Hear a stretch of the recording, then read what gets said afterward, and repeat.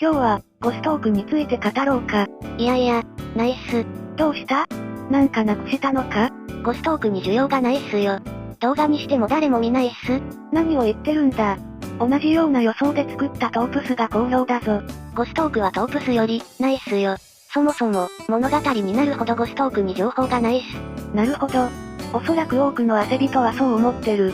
だから動画にする意義があるんだ。まあ、始めようじゃないか。とりあえず聞くっす。まず、生まれだ。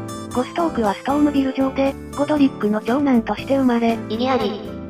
どうした後輩。まるで裁判を逆転させるほどの意義だぞ。兄貴ダメっすよ。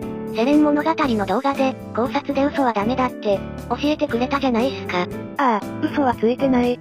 ゴストークはゴドリックの長男として、意義あり。待て待て。今回の考察は、ゴストークはゴドリックの長男という前提で語る。まずは聞いてくれ。仕方ないっす。聞くっす。ゴストーク、彼の父親はゴドリック。父祖にゴッドフレイ。親族にゴドフロアがいる。ゴドリックの王のに、それは、黄金の一族の父祖にして最初のエルデの王、ゴッドフレイの力の象徴であるとある。ゴドリックは間違いなくゴッドフレイの血を引き、そして継ぎ木のゴドフロアは継ぎ木という呼び方と外見で、ゴドリックの親族というのがわかる。風浪も黄金の一族の風浪だしな。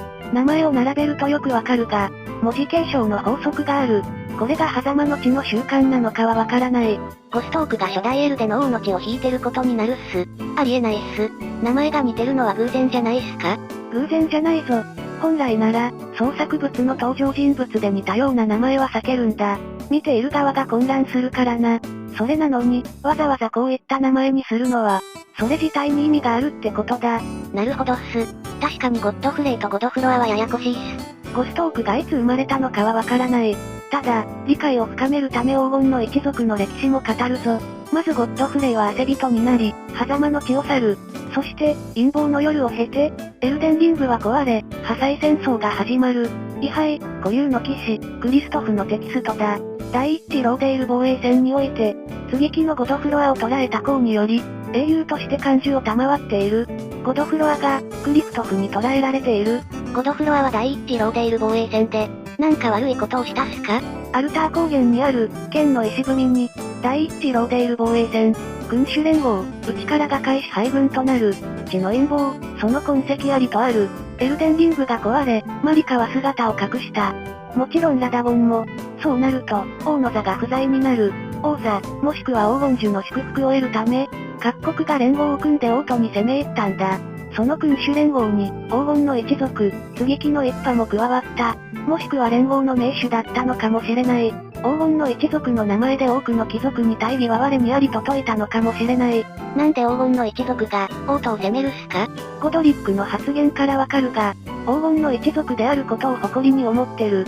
だから彼らは、ラダゴンが王牌になった時から気に入らなかったはずだ。王座は、初代エルデの王ゴッドフレイの末裔である。自分たちが座るべきだと思っていた。なるほどっす。王座が明けば取りに行くっすね。ただ、若干気になるのが、血の陰謀、その痕跡ありの一文、毛布あたりの入れ知恵でことが運んだのかもな。まあ、今回の考察とは関係ないから置いておく。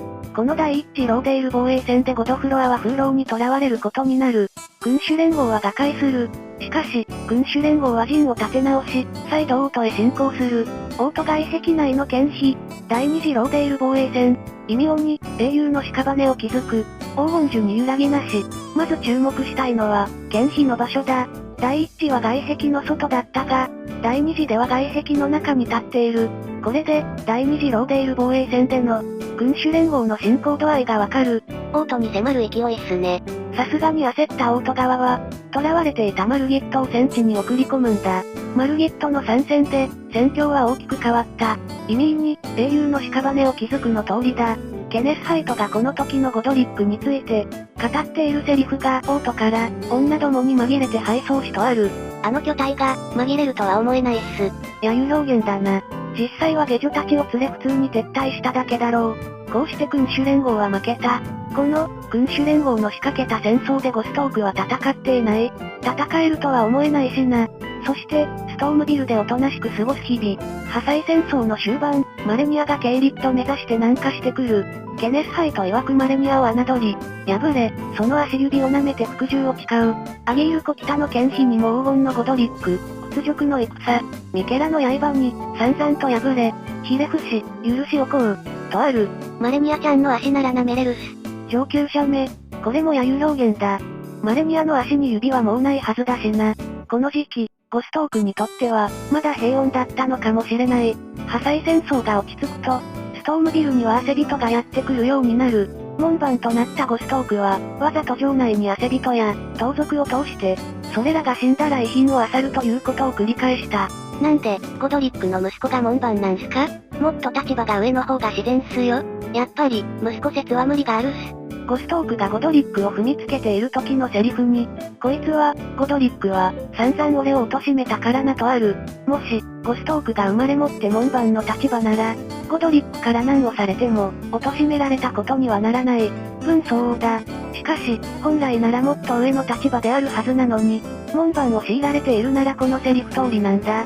そしてゴドリックがゴストークを貶める理由は、ゴストークが弱いからだ。黄金の一族の血を継ぐ息子が、脆弱なのが耐えられなかった。代を重ねればゴッドフレイの血が薄くなる。周囲からそういう陰口も聞こえていたのだろう。ゴストークは、その証明であるような息子だ。目障りだったのかもしれないっすね。そうだな。ちなみにゴストークの服は、かなり汚れているが市民の上服に似ている。長袖になり、また部分が異なる。ゴストークの服の方が若干凝った作りだ。しかし、貴族の服を着れないあたりも、貶められたに当たるのかもしれない。汗人がやってくると、ゴドリックは積極的に次に使った。その際、ゴストークは呼ばれ、次の手伝いをした。ゴストークのセリフだ。人を散々こき使って、次に次いでこのざまか。この一文だと、こき使うと次に次いでは別の事象とも読み取れるが、俺は、ゴストークをこき使って、次の作業をしたと解釈している。一族の秘技である次を手伝わせることができたのが息子しかいなかった。うわ、次とか、手伝いたくないっすね。手当がどれだけついても嫌だな。そんな、ゴストークの日々に変化が訪れる。ある汗人が、やってくるんだ。もちろん主人公っすね。そうだ。ゴストークにとっては、いつもの愚かな汗人だ。手だれの兵士がいるから、正面から行くのはやめとけと、抜け道を教える。親切、じゃないっすよね。ああ、死に様を観察して、装備品を漁るためだな。その不幸な汗人は一旦正面からを試みる。ゴストークは開門の指示を出す。開門だ、門を開けてくれ。重要な正面の門もゴストークの一言で開くんだ。彼が、格好の通り市民なら、さすがに横兵が過ぎる。そうなんすか？市民と兵士なら、兵士の方が圧倒的に立場が上だ。汗人は、バリスタの矢を受けて焦って帰ってくる。そして、抜け道を行く。汗人が出ていくと、ゴストークは後をつける。そして遠くから観察する。時には、騎士が潜む、暗い部屋に閉じ込めたりする。追跡に気づかれたこともあったが、基本的にはいつもの汗人と同じ。やがて屍になると思った。しかし、この汗人は順調に城を進んでいく。ゴストークは追跡をやめて待った。しばらくして、彼には分かった。ゴドリックが死んだ。正門から急いで、そこに向かった。ゴストークは見た？間違いなく、父が、ゴドリックが死んでいる。あれほど、力を求めた父が、破砕戦争で敗れても生き残ってた父が、たくさんの、腕を、足を持っていた、あの父ゴドリックが死んでいる。ゴストークは近づいて、地面に朽ちる父を見た。すべきことは決まっていた。そう、死体蹴りだ。そうっすよねー。死体踏みと言うべきか。このシーンはすごく印象的だよな。ずっと踏んでるっすよね。踏みしめ方に執着を感じる。正直、最初見た時はそこまでと思った。ただの門番が、待遇が悪かったでは不自然なほど踏んでいる。だが、これが親子なら納得できる。親なのに、ここまで憎むっすか？親だから、ここまで憎むんだ。人の思いを推察するときは、好き嫌いではなく、関心の高い、低いで判断した方がいい。血が繋がってるからこその、関心の高さ、ゆえに執着なんだ。この時のゴストークのセリフで、それに俺はもう自由だ、好きなことができるんだと言っている。ゴドリックに自由を奪われていたことがわかる。奴隷扱いしていただけじゃないっすか？奴隷扱いする人材に門番は任せないさ。他人じゃないから、自由を許さなかったんだと思う。ふみふみゴストークが移動するのは、ネフェリ、ルーがストームビルの王座に移動した時だ。ルーちゃん。ネフェリ、ルーをルーちゃんと呼ぶなら、ほーらルーも、ルー大柴もルーちゃんだぞ。イエス。ネフェリが王になり、ケネスハイトが、側近につく。これはわかる。しかし、同じ部屋にゴストークがいるのがやっぱり不自然に感じる。門番の部屋に戻って、王が変わっても同じだ。そうの方がゴストークらしい流れだ。ゴストークのセリフで、それにな、王は俺を信じているとある。普通、ゴストークを信じるか？イエス。だよな。ネフェリは、ゴストークが黄金の一族だから重用している。もしくは、そういったふりをしているのかもしれない。他国を制した場合、王族を皆殺しにするより、生かして手元に置いた方が、それまでの進化たちの制御がしやすいからな。さかしいっすね。ルーちゃんらしくないっす。だから、ケネスハイトがいるんだろうなと思ってる。しかし、ゴストーク自身の発言を聞くと、それと自覚しているものがない。俺だって黄金の一族だなんて発言があってもいい。でも実際のセリフでは、性格の悪い、ご悪党ということしかわからない。なんで、こんなにヒントがないっすか？設定が隠される理由、それは、あまりに残酷が過ぎるからだと思う。何が残酷っすか？ゴストークってなんで片腕だと思う？片腕なんすか？あ、ほんとだ。しっかり見てなかったっす。特に理由なんか、ないんじゃないっすか？接ぎ木のゴドリックがいる城で、片腕がないんだぞ。わざわざ、片腕のキャラにする理由があるだろ。ゴストークの左腕はゴドリックが継いだんだ。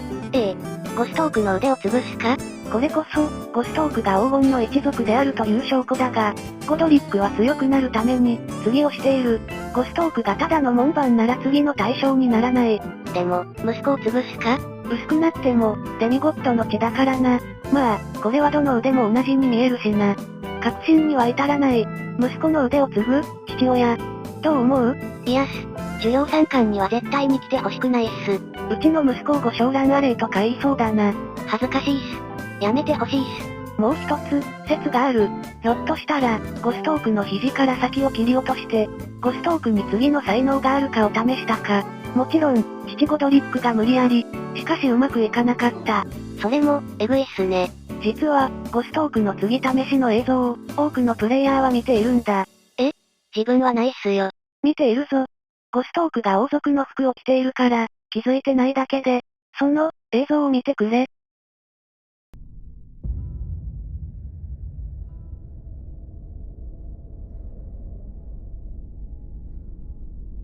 I doubt you could even imagine it.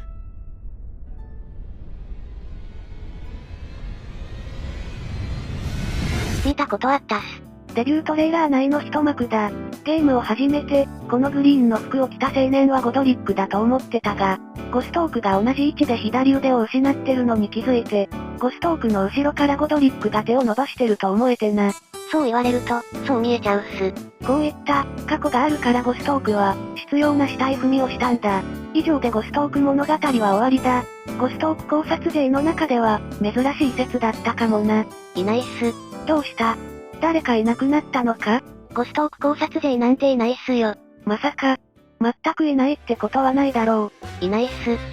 本当に？